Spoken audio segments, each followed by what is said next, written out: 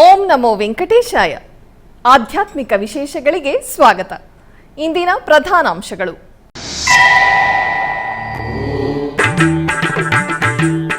ಕಲಿಯುಗ ವೈಕುಂಠಂ ತಿರುಮಲದಲ್ಲಿ ವೈಭವೋಪೇತವಾಗಿ ಜರುಗಿದ ಶ್ರೀವಾರಿ ವಾರ್ಷಿಕ ತೆಪ್ಪೋತ್ಸವಗಳು. ಅಪ್ಪಲಾಯಗುಂಟ ಶ್ರೀ ಪ್ರಸನ್ನ ವೆಂಕಟೇಶ್ವರ ಸ್ವಾಮಿ ಆಲಯದಲ್ಲಿ ಆಗಮೋಕ್ತವಾಗಿ ಅಷ್ಟೋತ್ತರ ಶತಕಳಸಾಭಿಷೇಕ.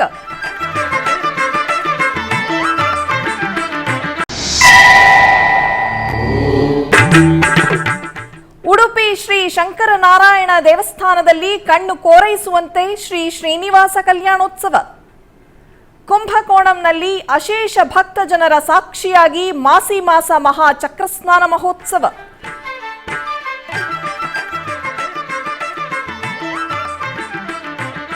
ತಿರುಮಲ ತಿರುಪತಿ ದೇವಸ್ಥಾನದ ಆಧ್ವರ್ಯದಲ್ಲಿ ಶ್ರೀವಾರಿಯ ವಾರ್ಷಿಕ ತೆಪ್ಪೋತ್ಸವವು ತಿರುಮಲ ಕ್ಷೇತ್ರದಲ್ಲಿ ವಿಜೃಂಭಣೆಯಿಂದ ನೆರವೇರಿತು.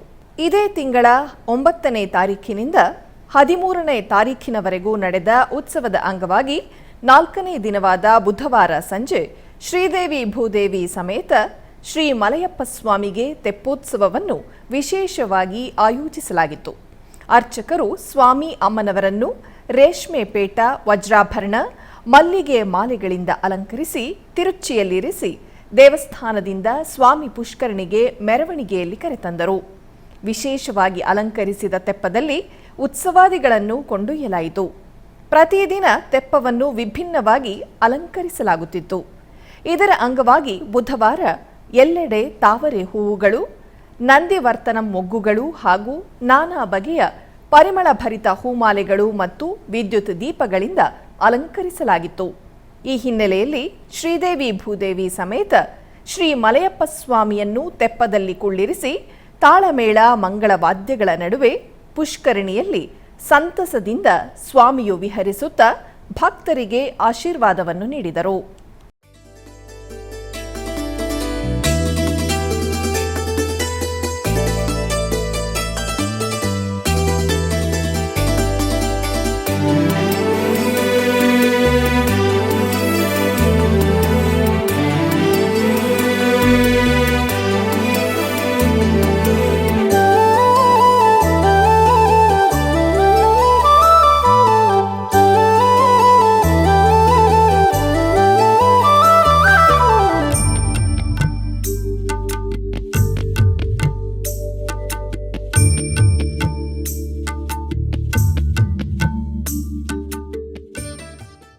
ಉಡುಪಿಯ ಕೊಡವೂರು ಶ್ರೀ ಶಂಕರನಾರಾಯಣ ಸ್ವಾಮಿ ದೇವಾಲಯದಲ್ಲಿ ಶ್ರೀ ಶ್ರೀನಿವಾಸ ಕಲ್ಯಾಣ ಮಹೋತ್ಸವವನ್ನು ಅದ್ದೂರಿಯಾಗಿ ಆಚರಿಸಲಾಯಿತು.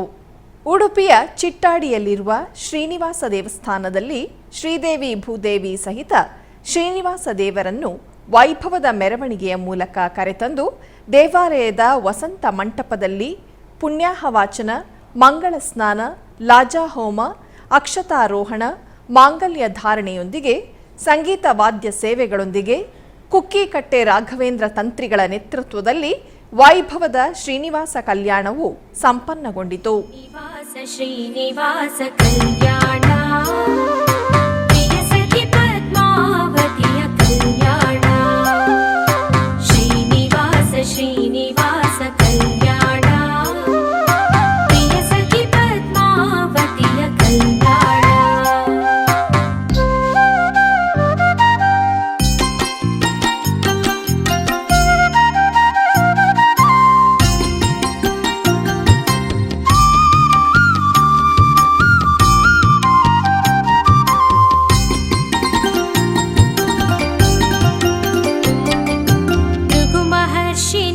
ವಕ್ಷಕ್ಕೆ ಕಾಲಿಟ್ಟನು ಗೋವಿಂದ, ಅವನ ಕಾಲ ನೇತ್ರವಾಹಿಸುತ್ತಿದನು ಗೋವಿಂದ. ಮಹಾಲಕ್ಷ್ಮಿ ಕೋಪಗೊಂಡು ಭುವಿಗೆ ಬಂದಳು ಗೋವಿಂದ, ಎಷ್ಟು ಬೇಡಿದರು ತಾಯಿ ಕರಗಲಿಲ್ಲ ಗೋವಿಂದ. ಶ್ರೀನಿವಾಸ ಶ್ರೀನಿವಾಸ ಕಲ್ಯಾಣ, ಪ್ರಿಯ ಸಖಿ ಪದ್ಮಾವತಿಯ ಕಲ್ಯಾಣ. ಪ್ರಿಯ ಸತಿಯ ವಿಯೋಗಕ್ಕೆ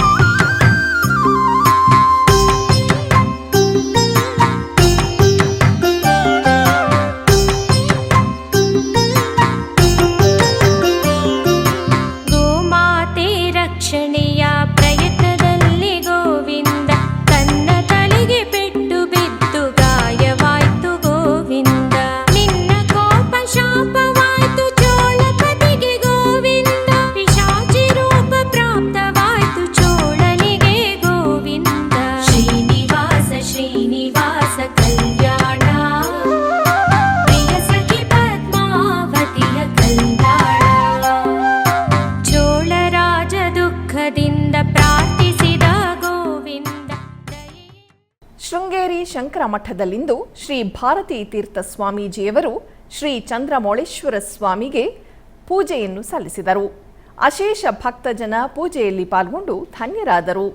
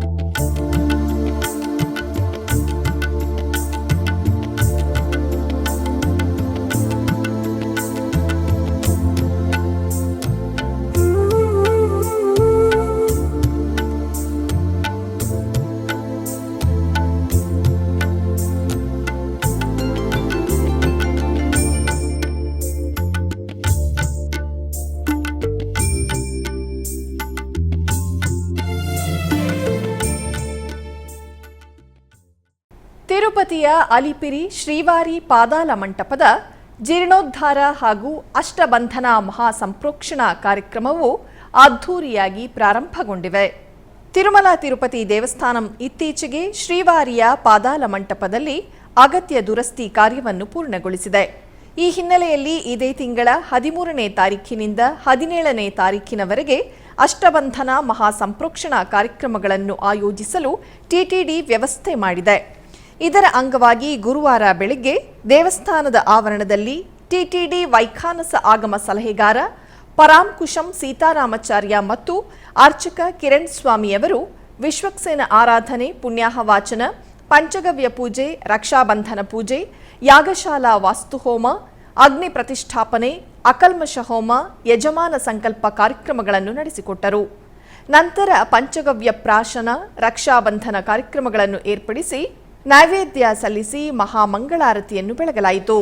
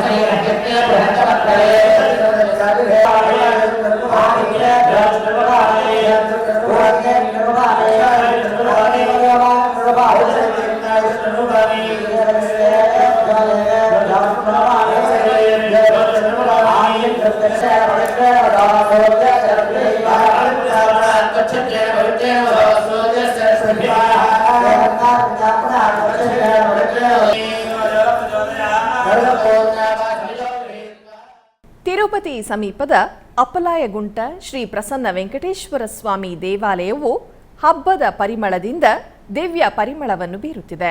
ತಿರುಮಲ ತಿರುಪತಿ ದೇವಸ್ಥಾನದ ಆಧುರ್ಯದಲ್ಲಿರುವ ಈ ದೇವಸ್ಥಾನದಲ್ಲಿ ಬುಧವಾರ ನಡೆದ ಅಷ್ಟೋತ್ತರ ಶತಕಳಸಾಭಿಷೇಕವನ್ನು ಭಕ್ತರು ಕಣ್ತುಂಬಿಕೊಂಡರು. ಮೊದಲಿಗೆ ದೇಗುಲದ ಆವರಣದಲ್ಲಿರುವ ಯಾಗಶಾಲೆಯಲ್ಲಿ ಅರ್ಚಕರು ಶ್ರೀದೇವಿ ಭೂದೇವಿ ಸಮೇತ ಸ್ವಾಮಿಗೆ ವಿಶೇಷ ಪೂಜೆ ಸಲ್ಲಿಸಿದರು. ನಂತರ ಪವಿತ್ರ ಸುಗಂಧ ದ್ರವ್ಯಗಳಿಂದ ತುಂಬಿದ 108 ಕಳಸಗಳನ್ನು ಪ್ರತಿಷ್ಠಾಪಿಸಿ ಪುಣ್ಯಾಹವಾಚನ, ಕಳಸ ಪೂಜೆ, ಗಣಪತಿ ಪೂಜೆ, ಸಂಕಲ್ಪ ಪೂಜೆಯನ್ನು ನೆರವೇರಿಸಲಾಯಿತು. ನಂತರ ಅಷ್ಟೋತ್ತರ ಶತಕಳಸಾಭಿಷೇಕವನ್ನು ಮಾಡಿ ತಾಳಮೇಳ ಹಾಗೂ ಮಂಗಳ ವಾದ್ಯಗಳ ನಡುವೆ ಅದ್ದೂರಿಯಾಗಿ ಮಹಾಮಂಗಳಾರತಿಯನ್ನು ಬೆಳಗಲಾಯಿತು. ಪ್ರಸಿದ್ಧ ಪುಣ್ಯಕ್ಷೇತ್ರ ಸಿಂಹಾಚಲಂ ಶ್ರೀ ವರಾಹ ನರಸಿಂಹಸ್ವಾಮಿ ದೇವಸ್ಥಾನದಲ್ಲಿ ಫಾಲ್ಗುಣ ಮಾಸೋತ್ಸವವು ಅದ್ದೂರಿಯಾಗಿ ನೆರವೇರುತ್ತಿದೆ. ಈ ಸಂದರ್ಭದಲ್ಲಿ ಅಪ್ಪಣ್ಣ ಅವರಿಗೆ ಸುವರ್ಣ ಪುಷ್ಪಾರ್ಚನೆ ಸೇವೆ ಮಾಡಲಾಯಿತು. ಸ್ವಾಮಿ ಉತ್ಸವ ಮೂರ್ತಿ ಶ್ರೀ ಗೋವಿಂದರಾಜಸ್ವಾಮಿ ದೇವರೊಂದಿಗೆ ಉಭಯ ದೇವರನ್ನು ವಿಶೇಷವಾಗಿ ಬೇಡ ಮಂಟಪದಲ್ಲಿ ಪ್ರತಿಷ್ಠಾಪಿಸಲಾಯಿತು. ನಂತರ ಅರ್ಚಕರು ಹಾಗೂ ಭಕ್ತರು ತಾಳಮೇಳಗಳೊಂದಿಗೆ ಬೇಡ ಮಂಟಪದ ಸುತ್ತ ತಂದ ಚಿನ್ನದ ಪುಷ್ಪಗಳಿಂದ ಸ್ವಾಮಿ ಮತ್ತು ಅಮ್ಮನವರಿಗೆ ಅಷ್ಟೋತ್ತರ ಶತನಾಮಾರ್ಚನೆಯನ್ನು ನೆರವೇರಿಸಿದರು.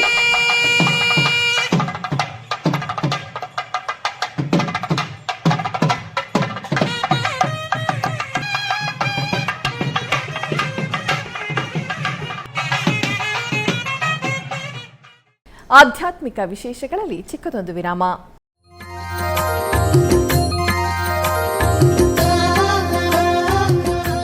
ಬೆಂಗಳೂರಿನ ವೈಯಾಲಿ ಕಾವಲ್ನಲ್ಲಿರುವ ಟಿಟಿಡಿ ಅನುಬಂಧ ಆಲಯವಾದ ಶ್ರೀ ವೆಂಕಟೇಶ್ವರ ಸ್ವಾಮಿ ದೇವಾಲಯದಲ್ಲಿ ನಿತ್ಯ ಕಲ್ಯಾಣ ಚಕ್ರವರ್ತಿಗೆ ಕಲ್ಯಾಣೋತ್ಸವ.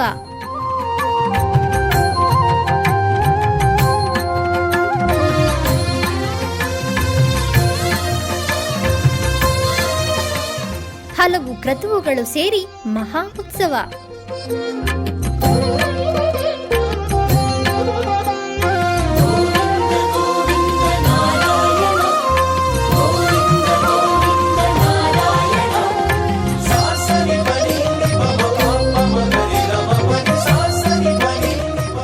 ಶ್ರೀದೇವಿ ಭೂದೇವಿ ಸಮೇತನಾದ ಆನಂದ ನಿಲಯನಿಗೆ ವೈಖಾನಸ ಆಗಮೋಕ್ತವಾಗಿ ಕಲ್ಯಾಣ.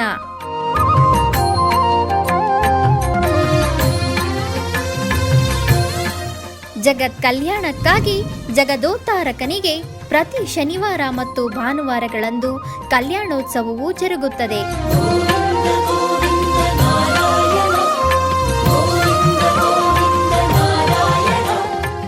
ಹೆಚ್ಚಿನ ಮಾಹಿತಿಗಾಗಿ ವೈಯಾಲಿ ಕಾವಲ್ ಟಿಟಿಡಿ ಇನ್ಫಾರ್ಮೇಶನ್ ಸೆಂಟರ್ ಅನ್ನು ಸಂಪರ್ಕಿಸಿ. ಓಂ ನಮೋ ವೆಂಕಟೇಶಾಯ. ಆಧ್ಯಾತ್ಮಿಕ ವಿಶೇಷಗಳಿಗೆ ಪುನಃ ಸ್ವಾಗತ. ಟಿಟಿಡಿ ಆಧ್ವರ್ಯದಲ್ಲಿರುವ ಎಲ್ಲ ಅನುಬಂಧ ಆಲಯಗಳಲ್ಲಿ ಅನ್ನಪ್ರಸಾದ ನೆರವೇರಬೇಕೆಂದು ಟಿಟಿಡಿ ಇಒ ಹಾಗೂ ಚೇರ್ಮನ್ ರವರು ನಿರ್ಧರಿಸಿದರು.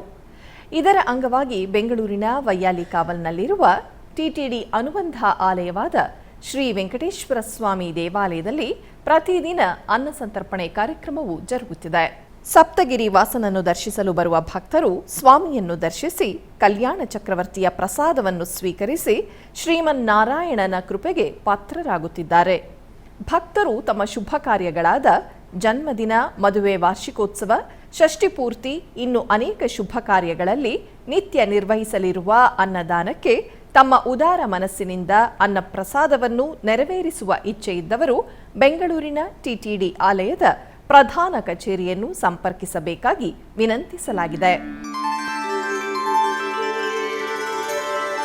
ವಿನಾ ವೆಂಕಟೇಶಂ ನನಾಥೋ ನನಾಥ ಸದಾ ವೆಂಕಟೇಶಂ ಸ್ಮರಾಮಿ ಸ್ಮರಾಮಿ. ಹರೇ ವೆಂಕಟೇಶ ಪ್ರಸೀದ प्रसीद प्रियं वेङ्कटेश प्रयच्छ प्रयच्छ।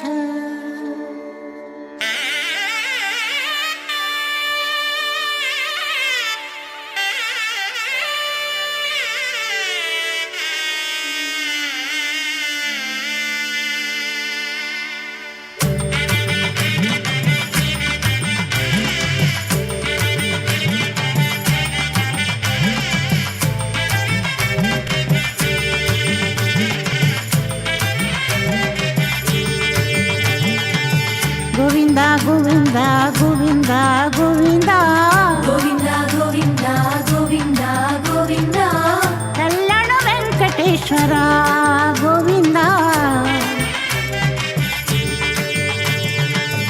ಗೋವಿಂದ ಗೋವಿಂದ ಗೋವಿಂದ ಗೋವಿಂದ ಗೋವಿಂದ ಗೋವಿಂದ ಗೋವಿಂದ ಗೋವಿಂದ ಕಲ್ಯಾಣ ವೆಂಕಟೇಶ್ವರ ಗೋವಿಂದ. ಉಡುಪಿ ಜಿಲ್ಲೆ ಕುಂದಾಪುರ ತಾಲೂಕಿನ ಜಪ್ತಿಯಲ್ಲಿರುವ ಇಂಬಾಳಿ ಶ್ರೀ ಲಕ್ಷ್ಮೀ ಜನಾರ್ದನ ಸ್ವಾಮಿ ದೇವಸ್ಥಾನದಲ್ಲಿ ವಿವಿಧ ಧಾರ್ಮಿಕ ಕೈಂಕರ್ಯಗಳು ನೆರವೇರಿದವು. ಈ ನಿಮಿತ್ತ ಶ್ರೀದೇವರ ನೂತನ ಶಿಲಾಮಯ ಗುಡಿ ಲೋಕಾರ್ಪಣೆ, ಪುನಃ ಪ್ರತಿಷ್ಠೆ ಮತ್ತು ಬ್ರಹ್ಮ ಕುಂಭಾಭಿಷೇಕ ಮಹೋತ್ಸವವನ್ನು ವಿವಿಧ ಧಾರ್ಮಿಕ ಕೈಂಕರ್ಯಗಳೊಂದಿಗೆ ನೆರವೇರಿಸಲಾಯಿತು.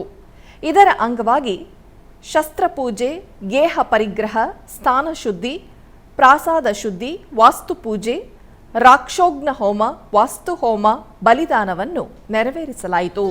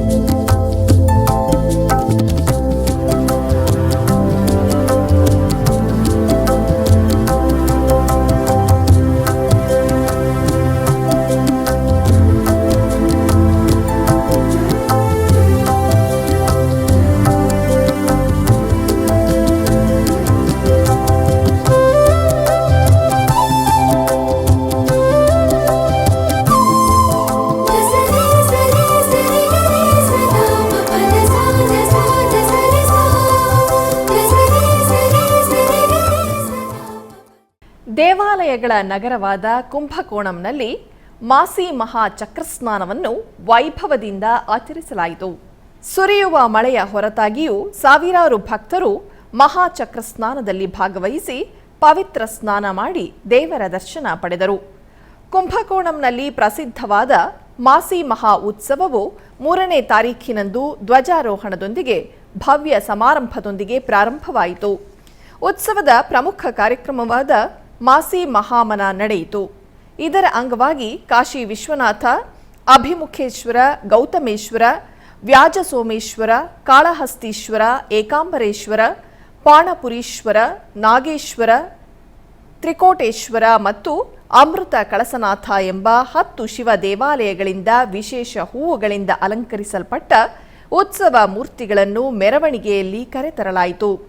ತರುವಾಯ ಮಹಾಪುಷ್ಕರಣಿಯ 4 ಮೂಲೆಗಳಲ್ಲಿ ನಿಲ್ಲಿಸಲಾಯಿತು. ನಂತರ ಮಹಾಪುಷ್ಕರಣಿಯಲ್ಲಿ ಅಸ್ತ್ರದೇವನಿಗೆ ಅರಿಶಿನ, ಶ್ರೀಗಂಧ, ಮಲ್ಲಿಗೆ ನೀರು, ಜೇನುತುಪ್ಪ, ಪಂಚಾಮೃತ, ಹಾಲು ಮತ್ತು ಮೊಸರು ಸೇರಿದಂತೆ ವಿವಿಧ ಸುಗಂಧ ಪದಾರ್ಥಗಳಿಂದ ವಿಶೇಷ ಅಭಿಷೇಕವನ್ನು ಮಾಡಲಾಯಿತು. ತರುವಾಯ ಶಿವಾಚಾರ್ಯರು ಅಸ್ತ್ರದೇವರೊಂದಿಗೆ ಮಹಾಕೊಳದಲ್ಲಿ 3 ಬಾರಿ ಮುಳುಗಿ ಎದ್ದು ಮಾಸಿ ಮಹಾ ತೀರ್ಥವಾರಿಯನ್ನು ಬಹಳ ವಿಜೃಂಭಣೆಯಿಂದ ಆಚರಿಸಲಾಯಿತು. ಸಾವಿರಾರು ಭಕ್ತರು ಇದರಲ್ಲಿ ಭಾಗವಹಿಸಿ ಅದೇ ಸಮಯದಲ್ಲಿ ಮಹಾಕೊಳದಲ್ಲಿ ಪವಿತ್ರ ಸ್ನಾನ ಮಾಡಿ ಭಗವಂತನ ದರ್ಶನ ಪಡೆದರು. ಕುಂಭಕೋಣಂ ಶಾಸಕ ಚಕೋಟೈ ಅನ್ಬಳಗನ್ ಮತ್ತು ಹಿಂದೂ ಧಾರ್ಮಿಕ ದತ್ತಿ ಇಲಾಖೆಯ ಅಧಿಕಾರಿಗಳು ಇದರಲ್ಲಿ ಭಾಗವಹಿಸಿದ್ದರು.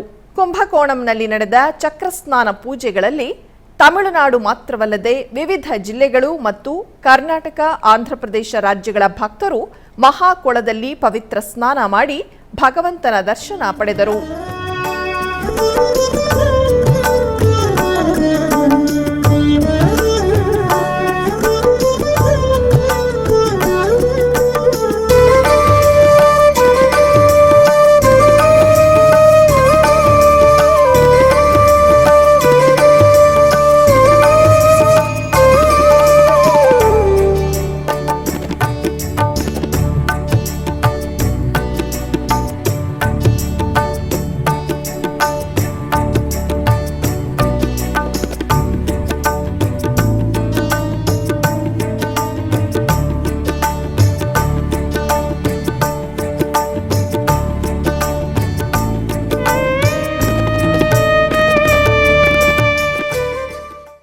ಕೋಲಾರ ಜಿಲ್ಲೆಯ ಪುರಾಣ ಪ್ರಸಿದ್ಧ ಆವಣಿ ಕ್ಷೇತ್ರದಲ್ಲಿ ಕರಗ ಮಹೋತ್ಸವವು ವಿಜೃಂಭಣೆಯಿಂದ ನೆರವೇರಿತು.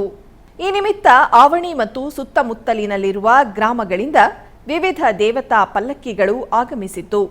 ನಂತರ ಕರಗ ಮಹೋತ್ಸವವು ವೈಭವದಿಂದ ಜರುಗಿತು. ಕರಗದ ಜೊತೆ ವಿವಿಧ ಪಲ್ಲಕ್ಕಿಗಳನ್ನು ಮೆರವಣಿಗೆ ಮಾಡಲಾಯಿತು. ಅನೇಕ ಮಂದಿ ಭಕ್ತರು ಭಾಗವಹಿಸಿ ಕರಗ ಮಹೋತ್ಸವವನ್ನು ವೀಕ್ಷಿಸಿ ಧನ್ಯರಾದರು.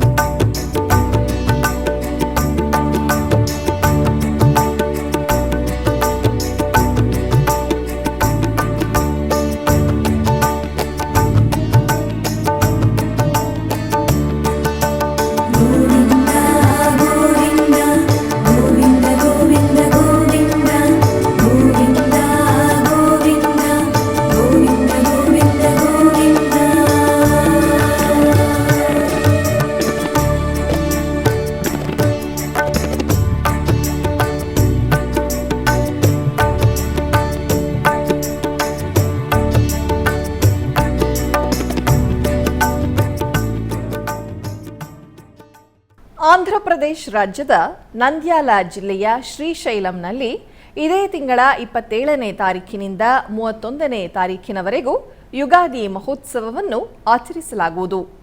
ಇದರ ಅಂಗವಾಗಿ ಕರ್ನಾಟಕ ರಾಜ್ಯ ಮತ್ತು ಮಹಾರಾಷ್ಟ್ರ ರಾಜ್ಯಗಳಿಂದ ಅಶೇಷ ಭಕ್ತರು ಆಗಮಿಸುವ ನಿರೀಕ್ಷೆ ಇದೆ. ಬರುವ ಭಕ್ತರಿಗೆ ಸಕಲ ವ್ಯವಸ್ಥೆಗಳನ್ನು ಕಲ್ಪಿಸಲಾಗಿದೆ ಎಂದು ಆಂಧ್ರಪ್ರದೇಶ ಸರ್ಕಾರದ ಧಾರ್ಮಿಕ ದತ್ತಿ ಇಲಾಖೆ ಪ್ರಕಟಿಸಿದೆ.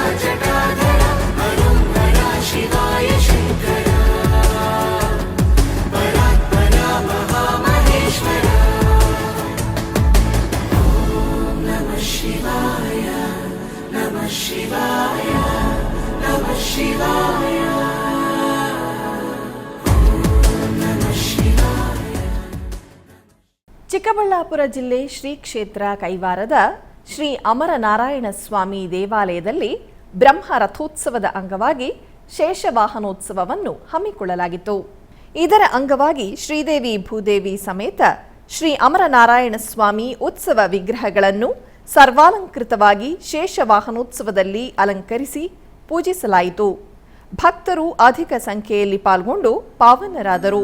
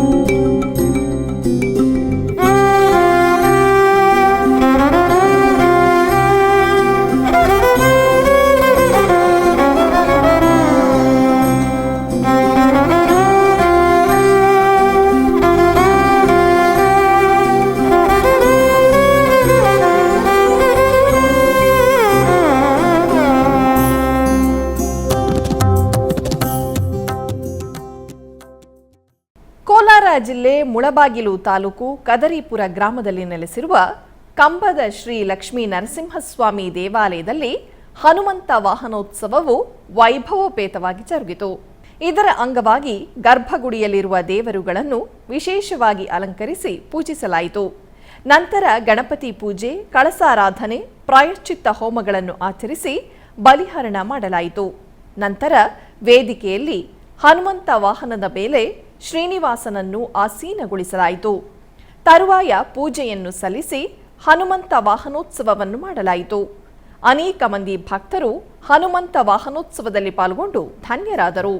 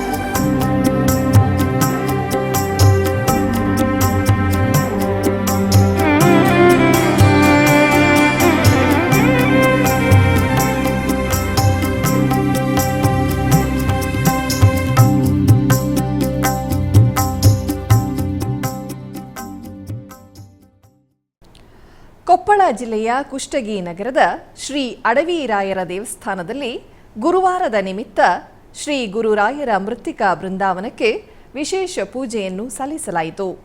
ಇದರ ಅಂಗವಾಗಿ ಮುಳಬಾಗಿಲು ಶ್ರೀಪಾದರಾಜರ ಮಠದ ಪೀಠಾಧಿಪತಿಗಳಾದ ಶ್ರೀ ಸುಜಯನಿಧಿ ತೀರ್ಥ ಶ್ರೀಪಾದರು ಹಾಗೂ ಸೋಸಲೆ ಶ್ರೀ ವ್ಯಾಸರಾಜ ಮಠದ ಪೀಠಾಧಿಪತಿಗಳಾದ ಶ್ರೀ ವಿದ್ಯಾಶ್ರೀ ತೀರ್ಥ ಶ್ರೀಪಾದರು ಸಹಸ್ರ ಕಳಸ ಕ್ಷೀರಾಭಿಷೇಕವನ್ನು ನೆರವೇರಿಸಿದರು. ನಂತರದಲ್ಲಿ ವೇದಿಕೆ ಮೇಲೆ ಶ್ರೀ ಗುರುರಾಯರಿಗೆ ಲಕ್ಷ ಪುಷ್ಪಾರ್ಚನೆಯು ಜರುಗಿತು. ಈ ಸಂದರ್ಭದಲ್ಲಿ ಅನೇಕ ಭಕ್ತರು ಭಾಗವಹಿಸಿದ್ದರು.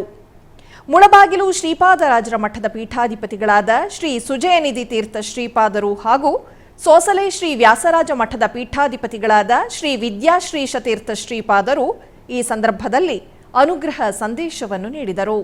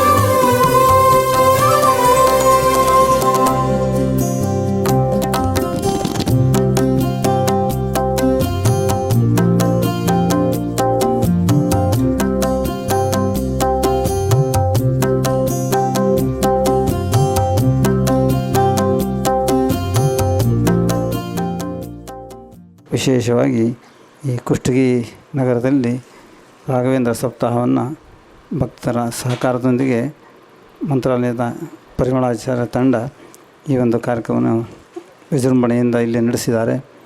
ಇದು ಮುಖ್ಯ ಪ್ರಾಣನ ಸನ್ನಿಧಾನ.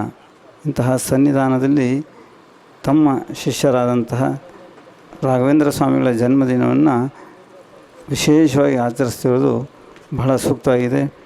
ಆಚಾರ ಸಿದ್ಧಾಂತವನ್ನು ನೇರವಾಗಿ ರಾಘವೇಂದ್ರ ಸ್ವಾಮಿಗಳು ಪ್ರತಿಯೊಬ್ಬರ ಮನಸ್ಸಿಗೆ ಮುಟ್ಟುವಂತೆ ತಮ್ಮ ಗ್ರಂಥಗಳ ಮುಖಾಂತರ, ದೇವರ ನಾಮಗಳ ಮುಖಾಂತರ ಮತ್ತು ತಮ್ಮ ಅನುಗ್ರಹದ ರೂಪದ ಮುಖಾಂತರ ಕೂಡ ಎಲ್ಲರಿಗೂ ಅಧ್ಯಾಪಿ ತಲುಪಿಸ್ತಾ ಇದ್ದಾರೆ. ಇಂತಹ ಮಹಾನುಭಾವರ ಜನ್ಮದಿನವಾದ ಇಂದು ನಾವು ಇಲ್ಲಿ ಪಾಲ್ಗೊಳ್ಳೋದು ಬಹಳ ಸಂತೋಷವಾಗ್ತಾಯಿದೆ. ಇಂತಹ ದೊಡ್ಡ ಒಂದು ದಿನ, ಒಳ್ಳೆ ಪರ್ವಕಾಲ. ವ್ಯಾಸರಾಜರಾಗಿ ಮೊದಲು ಪ್ರಹ್ಲಾದರಾಜರಾಗಿದ್ದಾಗ ಭಗವಂತ ಪ್ರಹ್ಲಾದರಾಜಗೋಸ್ಕರನೇ ನರಸಿಂಹ ರೂಪವನ್ನು ತಾಳಲು ಭಗವಂತ ಅನುಗ್ರಹ ಮಾಡಿದಂತಹ ಮಹಾನುಭಾವರು. ಎರಡನೇ ಅವತಾರದಲ್ಲಿ ವ್ಯಾಸರಾಜರಾಗಿದ್ದಾಗ ಕೃಷ್ಣನನ್ನು ಒಲಿಸಿಕೊಂಡಂಥ ಮಹಾನುಭಾವರು. ಮೂರನೆಯದಾಗಿ ರಾಘವೇಂದ್ರ ಸ್ವಾಮಿಗಳಾಗಿ ವೇದವ್ಯಾಸ ದೇವರನ್ನು ವಿಶೇಷವಾಗಿ ಅವರನ್ನು ಕೊಂಡಾಡಿ ಅವರ ಅನುಗ್ರಹವನ್ನು ಪಡೆದಂಥ ಮಹಾನುಭಾವರು.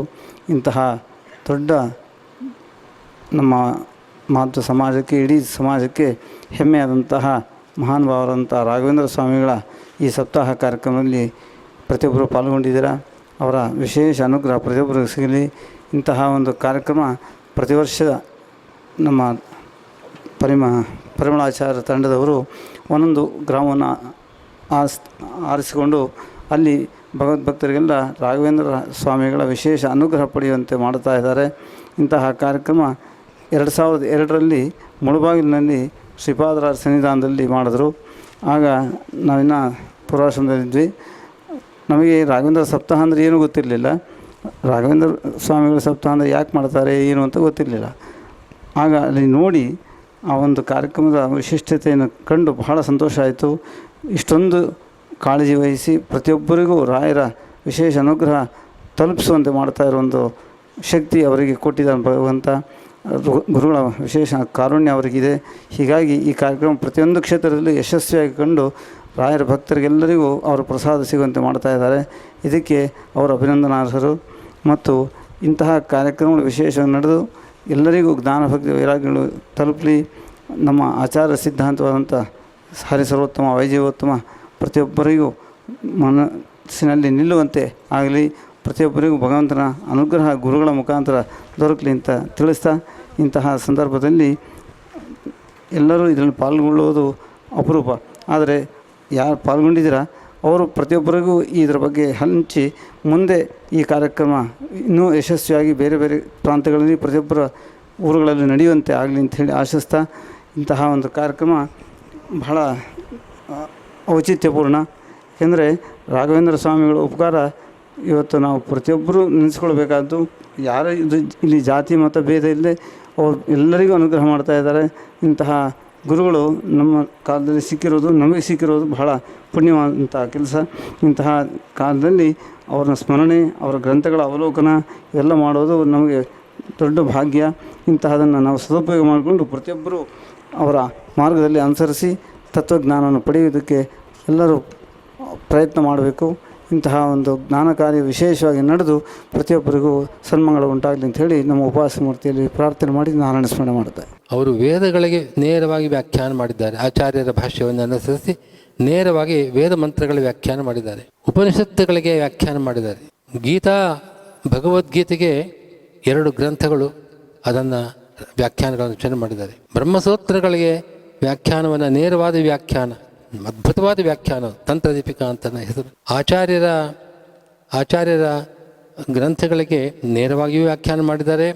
ಆಚಾರ್ಯರ ಗ್ರಂಥಕ್ಕೆ ಟೀಕಾಕೃತ್ಪಾದರು ಏನು ವ್ಯಾಖ್ಯಾನ ಮಾಡಿದ್ದಾರೆ, ವ್ಯಾಸರಾಯರು ಏನು ಮಾಡಿದ್ದಾರೆ, ಅದರಂತೆ ಸೂತ್ರ ಗ್ರಂಥಗಳ ಮೇಲೆ 6 ಗ್ರಂಥಗಳನ್ನು ರಚನೆ ಮಾಡಿದ್ದಾರೆ. ಇದಲ್ಲದೆ ಶ್ರೀಮದ್ ಆಚಾರ್ಯರ ದಶಪ್ರಕರಣಗಳಿಗೆ ಟೀಕಾಚಾರ್ಯ ಬರೆದ ವ್ಯಾಖ್ಯಾನಕ್ಕೆ ಎಲ್ಲದಕ್ಕೂ ವ್ಯಾಖ್ಯಾನ ಮಾಡಿದ್ದಾರೆ. ಅವರು ಆಶ್ರಮ ಸ್ವೀಕಾರ ಮಾಡುವ ಮುಂಚೆಯೇ, ಅಂತೂ ಯುವಕರಾಗಿದ್ದಾಗೆ ಆ ವಯಸ್ಸಿನಲ್ಲಿ ಅವರು ಮೀಮಾಂಸಾ ಶಾಸ್ತ್ರ ಅಂತ ಬಹಳ ದೊಡ್ಡ ಪೂರ್ವಮೀಮಾಂಸಾ ಶಾಸ್ತ್ರ ಅಂತ ಅದೇ ಇಡೀ ಸೂತ್ರಗಳಿಗೆ ಅದ್ಭುತವಾದ ವ್ಯಾಖ್ಯಾನ ಮಾಡಿದ್ದಾರೆ. ಭಟ್ಟ ಸಂಗ್ರಹ ಅಂತ ಹೆಸರು. ಹೀಗಾಗಿ ವ್ಯಾಸರಾಯರ ಗ್ರಂಥಗಳೇ ತಾತ್ಪರ್ಯಚಂಡಿಕಾ ಗ್ರಂಥಕ್ಕೆ, ತರ್ಕತಾಂಡವಕ್ಕೆ, ಅದಕ್ಕೆ ಅದ್ಭುತವಾದ ವ್ಯಾಖ್ಯಾನ ಮಾಡಿದ್ದಾರೆ. ಇದಲ್ಲದೆ ಸಾಮಾನ್ಯ ಜನರಿಗೂ ರಾಮಾಯಣ, ಭಾರತ, ಭಾಗವತ ಇದರ ಕಥೆಯನ್ನು ಒಂದಂಶವನ್ನು ಬಿಡದೆ ಕೇವಲ ಆಧ್ಯಾತ್ಮಿಕ ವಿಶೇಷಗಳು ಇಲ್ಲಿಗೆ ಮುಕ್ತಾಯಗೊಂಡವು. ಓಂ ನಮೋ ವೆಂಕಟೇಶಾಯ.